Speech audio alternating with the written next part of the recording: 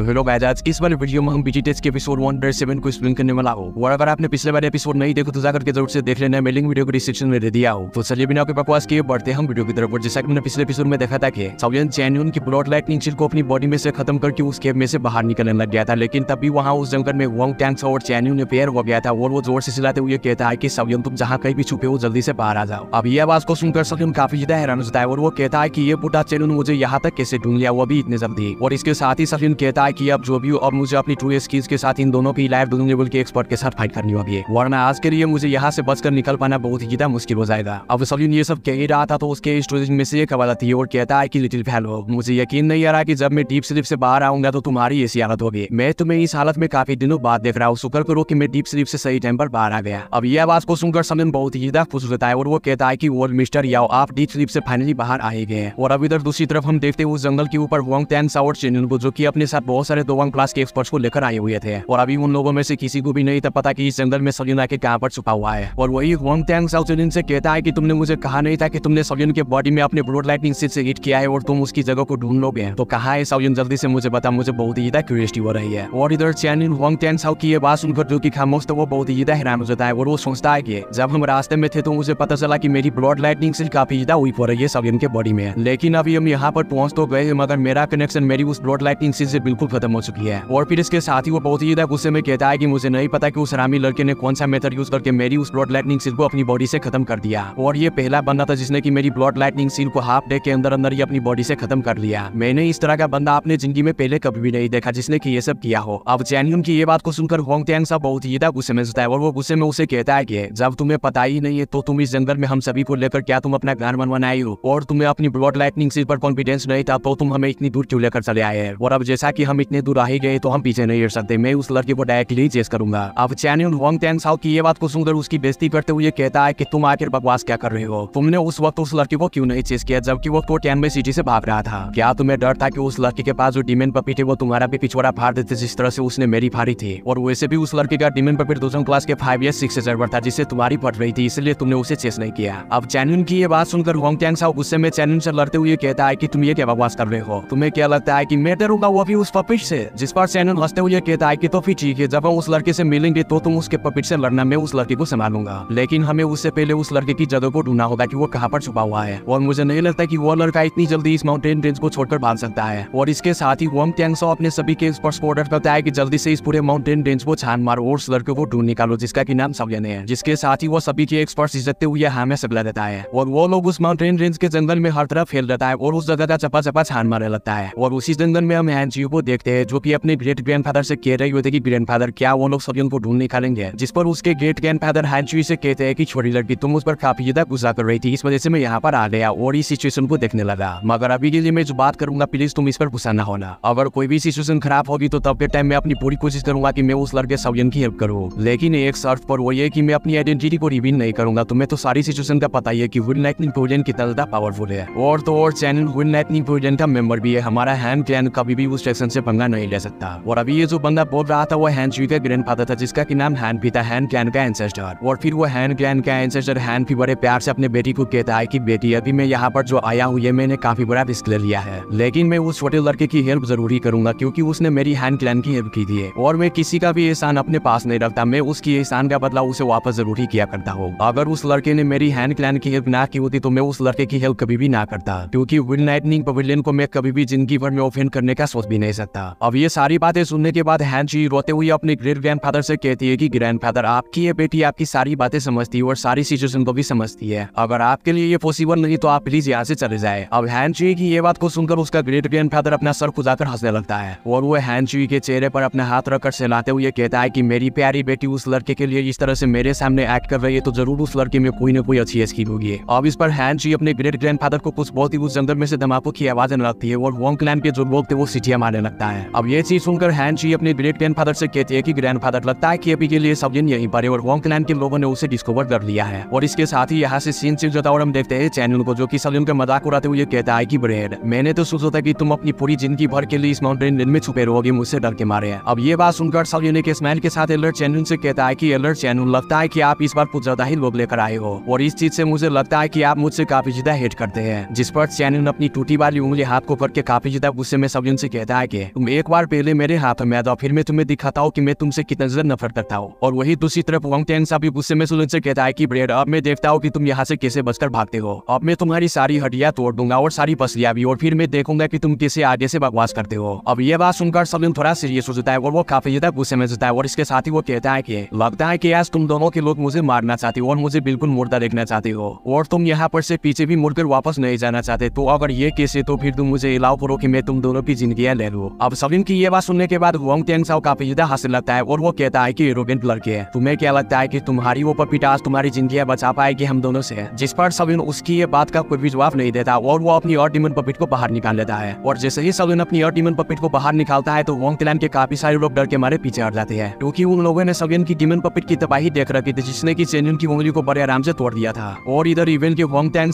की भी इस डीमन पपीट को देखकर फट गई थी, और वही चेन्युन भी इस डीमन पपीट को देखकर डरते हुए वांग टेंग से कहता है कि जैसा कि तुमने मुझे पहले कहा था कि इस डीमन पपीट को तुम संभालोगे और इस छोटे लड़के को मैं तो फिर ठीक है, इस छोटे लड़के को मेरे लिए छोड़ दो, मैं इसको जल्द से जल्द पकड़ लूंगा। अब चेन्युन की ये बात को सुनकर वांग टेंग की मुंह गधे की पिछवाड़े जैसी हो जाती है और वो सोचता है कि मैं इस भोसड़ी बारे से मजाक में ही कह दिया था, ये तो उस बात का सीरियस ही ले लिया, अब तो मेरी बुरी तरीके से फटने वाली है। और इसके साथ ही वो गुस्से में चेन्युन से कहता है कि ठीक है, अभी के लिए तुम इस डीमन पपीट को मेरे हवाले कर दो और इस छोटे लड़के को जितनी जल्दी हो सके उतनी जल्दी पकड़ लेना। जिस पर चेन्युन उसे कहता है कि तुम अभी के लिए रिलैक्स हो जाओ, मैं इस छोटे लड़के को जरा सबक सिखाता हूँ कि विन लाइटनिंग पवेलियन से पंगा लेना इसकी जिंदगी की सबसे बड़ी मिस्टेक थी। और इधर सलिन को उन सब की बातों से उसे घंटा भी फर्क नहीं पड़ रहा। और इसके साथ ही वो वांग टेंग की तरफ इशारा करके अपने पपीट से कहता है कि इसको अभी के अभी किल कर दो। जिसके साथ ही सलिन का और डीमन पपीट लाइट के स्पीड से वांग टेंग की तरफ बढ़ जाता है और उस पर अटैक करने लगता है। जो देखकर वांग टेंग कहता है कि आज मैं भी तो देखो कि ये डीमन पपीट की तरह पावरफुल है। और इसके साथ ही वो अपनी जेट डाउकी को बाहर निकाल लेता है और उससे अपनी हाथों को कवर करके सलिन की डीमन पपीट के अटैक को रोकने लगता है। और अभी वांग टेंग सलिन की डीमन पपीट की एक से दो ही अटैक को रोका था तो उसके हाथ कांपने लग गई थी। और वो कहता है कि इस डीमन पपीट की बॉडी तो बहुत ही ज्यादा हार्ड है, ये किस मेटल से बना हुआ है कि मेरा अटैक भी इस पर कोई असर नहीं कर रहा। और इधर जब चेन्युन देखता है कि वांग टेंग ने उस डीमन पपीट से डायरेक्टली फाइट करना स्टार्ट कर दिया है तो चेन्युन आसमान में खड़ा सलिन की तरफ देखकर बहुत ही जोरों जोरों से हंसने लगता है, जैसे कि मानो सलिन कोई लड़की हो और वो एक गुंडा और वो सलिन को पकड़कर उसकी इज्जत लूटने वाले हो। लेकिन अभी के लिए उसे कहा पता था कि सलिन कितना बड़ा ठरकी है और वो ठरकी के साथ साथ कितना ज्यादा स्ट्रॉन्ग है। और वैसे भी अभी सलिन अपना मास्टर प्लान पहले से ही तैयार करके रखा हुआ है। अब इसके साथ ही चेन्युन उसे कहता है कि ब्रेड, तुमने मेरी एक उंगली तोड़ी तो जब मैं तुम्हें पकड़ूंगा तो तुम्हारी 10 की उंगलियां एक एक करके तोड़ दूंगा। अब सलिन ये बात सुनकर एक स्माइल करके एक ट्री पर जाकर के खड़ा हो जाता है। और अभी के लिए चेन्युन ये सोच रहा था कि सलिन उससे डरकर भागेगा और वो सलिन को चेस करेगा, यानी कि वो सलिन के साथ चूहे बिल्ली का खेल खेलना चाहता था और यही उसकी विश थी। और अभी तरह हम देखते हैं सलिन को जो कि अपनी आंखें बंद करके अपने हाथ को फैला लेता है और वो अपने दिल में कहता है कि वर्ल्ड मिस्टर याओ प्लीज अभी के लिए अपनी स्टेन थोड़ी देर के लिए मुझे देना। अब सलिन के ये कहते ही टियाना चुंजी अपनी स्पेशल स्टेन सलिन के बॉडी में डाल देता है। और जैसे ही टियाना चुंजी अपनी स्पेशल स्टेन सलिन के बॉडी में डालता है तो सलिन के बॉडी में से बहुत ही ज्यादा स्पेशल स्टेन बाहर निकलने लगता है और उसका ऑरा भी बहुत ही ज्यादा बढ़ जाता है। और ये ऑरा किसी मॉन्स्टर ऑरा की तरह था और ऐसे लग रहा था कि कोई बहुत ही बड़ा डीमन एम्परर अपने नींद से जाग गया हो जो कि किसी टाइम में इस वर्म को डेनिमिनेट किया हो। अब सलिन की ये डिमोनिक ऑरा को देखकर चेन्युन की गाल पड़कर हाथ में रहती है और वो पूरी तरीके से शौक में चला गया था। और इधर वांग टेंग जो कि सलिन के डीमन पपीट से फाइट कर रहा था उसकी तो फटकर 4 होकर हाथ में रहती है। और फिर इसके साथ ही हम देखते हैं सलिन को जिसकी की आंखें पूरी तरीके से सिल्वर कलर की हो चुकी थी और उसके बॉडी में से भी बहुत ही ज्यादा सिल्वर ग्लो निकल रहा था। और अभी के लिए सलिन की स्किन भी बहुत ज्यादा बढ़ चुकी थी जिसे देखकर चेन्युन पूरी तरीके से डर चुका था। अब चेन्युन को डरा हुआ देखकर सलिन मुझसे कहता है कि अभी थोड़ी देर पहले तुम मेरी 10 उंगली तोड़ने का नहीं थे सोच रहे और कह रहे थे। और अब इधर चेन्युन जो कि पूरी तरीके से कांप चुका था सलिन की ये स्ट्रेंथ देखकर वो सलिन को देखकर कहता है कि इस छोटे लड़के ने अभी क्या किया है, इसकी ये स्ट्रेंथ एकदम से इतनी ज्यादा बढ़ चुकी गई है। और अभी इसकी ऑरा को देखकर मुझे लग रहा है कि इसकी ये स्ट्रेंथ दोजों क्लास के 7 या 8 स्टार पर है। और इसके साथ ही वो अपने दिन में सोचता है कि अभी थोड़ी देर पहले इस छोटे लड़के की स्ट्रेंथ 2 लेवल पर थी तो ये इतनी जल्दी 2 लेवल के 8 स्टार पर कैसे पहुंच गया, ये कोई भूत है या प्रेत जो कि अपनी स्ट्रेंथ को इतनी जल्दी बढ़ा लिया। और फिर इसके साथ ही वो कहता है कि चाहे जितनी भी मर्जी ग्रेट सीक्रेट टेक्निक क्यों न हो वो भी इस हद तक अपनी स्ट्रेंथ को नहीं बढ़ा सकता। क्या ये दाव की जो कि इस लड़के की है ये कोई सुपरफिशियल तो नहीं लेकिन ये बहुत ही ज्यादा इम्पॉसिबल है, इस तरह से कभी भी कुछ नहीं हो सकता। अब इसके साथ ही चेन्युन सलिन से कहता है कि आज के दिन में देखना चाहूंगा कि तुम्हारी ये स्ट्रेंथ रियल है या फिर फेक, या फिर तुम मुझे डराने के लिए अपना फेक ऑरा शो कर रहे हो। और अभी के लिए चेन्युन को अपनी आंखों पर यकीन नहीं था रहा, इसलिए इसके साथ ही वो सलिन पर अटैक करने के लिए आगे बढ़ जाता है। अब चेन्युन को अपनी तरफ आगे बढ़ता देखकर सलिन बड़े ही अजीब तरीके से चेन्युन को देखकर अपने हाथों में एक बड़ा सा स्पिरिचुअल कैनन बॉल बना देता है और उसे स्पिरिचुअल कैनन बॉल से सलिन चेन्युन पर अटैक कर देता है। और जैसे ही सलिन का स्पिरिचुअल कैनन बॉल चेन्युन के 10 फुट के करीब पहुंचता है तो वो वहां पर फट जाता है। और जैसे ही वो स्पिरिचुअल कैनन बॉल फटता है तो चेन्युन बहुत ही ज्यादा खून का उल्टियां करते हुए काफी दूर जाकर गिरता है। और अभी सलिन के एक ही अटैक से चेन्युन की हालत पूरी तरीके से खराब हो जाती है और वो समझ जाता है कि सलिन की ये जो स्ट्रेंथ है ये बिल्कुल रियल है, ये कोई फेक स्ट्रेंथ नहीं है। और जैसा कि चेन्युन को इस बात की समझ आ जाती है कि सलिन अपनी स्पिरिचुअल स्ट्रेंथ का यूज कर रहा है तो वो कहता आएंगे। मान लिया कि ये लड़का अपनी स्पेशल स्ट्रेंथ का यूज कर रहा है, मगर इसके पास इतनी ज्यादा स्पेशल स्ट्रेंथ आई कहां से? क्योंकि इवन के टायर लेवल 7 का एल्केमिस्ट भी इस तरह की इतनी ज्यादा मैजेस्टिक स्पेशल स्ट्रेंथ का डिस्प्ले नहीं कर सकता। मैं तो हैरान हूं कि इस लड़के का बैकग्राउंड आखिर है क्या। और इसके साथ ही चैनल अपने दिल में सोचता है कि पहले इस लड़के ने और डीमन पपेट को रिवील किया, और दूसरा हेवनली फिल्म, और तीसरा ये टेरिफाइंग स्पेशल स्ट्रेंथ। ये लड़का, इसका बैकग्राउंड कोई मामूली सा नहीं। मुझे तो हैरान की कि कहीं इसके पीछे लीडर तो नहीं। और फिर इसके साथ ही चैनल कहता है कि मैंने इस लड़के को काफी ज्यादा अंडरएस्टिमेट कर दिया, मुझे ऐसा नहीं था करना चाहिए। और फिर वो कहता है कि इस लड़के ने चाहे जो मर्जी मेथड यूज किया वो अपनी स्ट्रेंथ को बढ़ाने का, लेकिन हर मेथड का कोई ना कोई टाइम लिमिट होता है, और कुछ टाइम के बाद इसकी स्ट्रेंथ खत्म हो जाएगी और फिर से ये अपनी पहली वाली कंडीशन में आ जाएगा। और तब के टाइम मेरे लिए बहुत ही आसान हो जाएगा इस पर अटैक करना और किल करना। इसलिए अभी के लिए मुझे वेट करना होगा और इसे ये डम फाइट करने से बचना होगा। और ये कहकर चैनल अपनी 3000 लाइटनिंग मूवमेंट की मैक्सिमम लिमिट तक यूज करके किसी आफ्टर इमेज की तरह साउलिन से अपनी जान बचाकर उस माउंटेन रेंज से भागने की कोशिश करने लगता है। और वो वहां से भागते हुए रिट्रीट होने की बिसल भी बजा देता है। और इस बिसल को बजाने का मतलब ये था कि इस बिसल को बजाने से अपने साथियों को आगाह किया जाता है कि हम इस बैटल को छोड़कर भाग रहे हैं। और अभी चैनल ने ये बिसल बजा दी थी, जो सुनकर वोंग टैंग और वोंग क्लैन के बाकी के लोग बहुत ही हैरान हो जाते हैं, क्योंकि इस बैटल को सुनने के बाद उन्हें पता था कि अब उसे इस बैटल को छोड़कर भागना है। और इसके साथ ही वोंग टैंग बहुत ही गुस्से में कहता है कि डैमेज इस लड़के ने आखिर किया क्या है, इसकी स्ट्रेंथ इतनी ज्यादा खतरनाक हता कैसे पड़ सकती है। अब वोंग टैंग आसमान में साउलिन की इतनी ज्यादा खतरनाक हो को देखकर बहुत ही घबरा जाता है। और इसके साथ ही वो अपनी सारी ताकत को बाहर निकाल कर उससे एक रेड कलर का बहुत ही बड़ा ब्लेड मिला लेता है और उससे और डीमन पपेट पर अटैक कर देता है, जिससे और डीमन पपेट काफी दूर जाकर के गिरता है। और उस मौके का फायदा उठाकर वोंग टैंग वहां से भागने में कामयाब हो जाता है और वो दूर एक जगह पर जाकर साउलिन और चैनल की फाइट को देखने लगता है। और दूसरी तरफ साउलिन चैनल को वहां पर से भागते देखकर बड़े ही डिमोनिक अंदाज में हंसते हुए कहता है कि तुम मुझसे बचकर भागना चाहते हो, ऐसा क्या? और इसके साथ ही सुन अपने दिल में सोचता है कि मुझे पता है कि मैं अपनी स्पीक की स्ट्रेंथ को ज्यादा देर तक मेंटेन नहीं कर सकता, और टियानवा जुंजी की स्पिरिचुअल स्ट्रेंथ को मैं अपनी बॉडी में ज्यादा देर तक एक्टिव नहीं रख सकता। लेकिन बात जो भी हो, मुझे किसी भी हालत में इस विन लाइटनिंग प्रोविजन के एलर्ट चैनल को किल करना ही होगा, क्योंकि ये दोजों क्लास का एनिमी है मेरा। तो आने वाले टाइम में हो सकता है कि ये मेरे लिए काफी बड़ा प्रॉब्लम खड़ा करे, इसलिए मुझे इसे किसी भी हालत में किल करना होगा। और इसके साथ ही चैनल जो कि एक तरफ भाग रहा था, साउलिन उसकी तरफ इशारा करके अपनी मुट्ठी बीस लेता है। अब जैसे ही साउलिन अपनी मुट्ठी बीसता है तो चैनल के आगे जो स्पेस थी वो फट जाती है और किसी लोहे की तरह सॉलिड हो जाती है, जिससे चैनल जा टकराता है। और उसे टकराने के बाद चैनल का दिमाग पूरी तरीके से घूम गया था और वो डरते हुए उस माउंटेन रेंज के जंगल में भागने लगता है। और अभी के लिए उसकी स्पीड बहुत ही ज्यादा थी। अब इससे पहले कि चैनल उस जंगल में जमीन पर उतर पाता और छुपने की कोशिश करता, साउलिन वहां पर किसी गोश्त की तरह उसके सामने बेर हो जाता है और साउलिन अपनी हाथ को अपनी स्पेशलाइजेशन से कवर करके चैनल पर हर तरफ से अटैक कर देता है। और जैसे ही साउलिन की फिश चैनल पर अटैक करने के लिए जाती थी तो हवा में स्पेस फट रही थी। अब ये चीज देखकर चैनल की पूरी तरीके से फट जाती है और वो अपनी सारी दावकी को बाहर निकाल लेता है। और फिर वो अपनी दावकी से अपने सामने एक बहुत बड़ा लाइट का बैरियर बना लेता है साउलिन के इन अटैक से बचने के लिए। लेकिन इधर साउलिन उसके लाइट बैरियर को देखकर भी नहीं रुकता, वो अपनी फिश अटैक जारी रखता है। और जैसे ही साउलिन का एक से दो फिश अटैक चैनल की उस लाइटनिंग बैरियर पर लगता है तो चैनल का वो लाइटनिंग बैरियर छोटे छोटे टुकड़ों में टूटकर बिखर जाता है। और अभी के लिए चैनल पूरी तरीके से डिफेंसलेस हो गया था।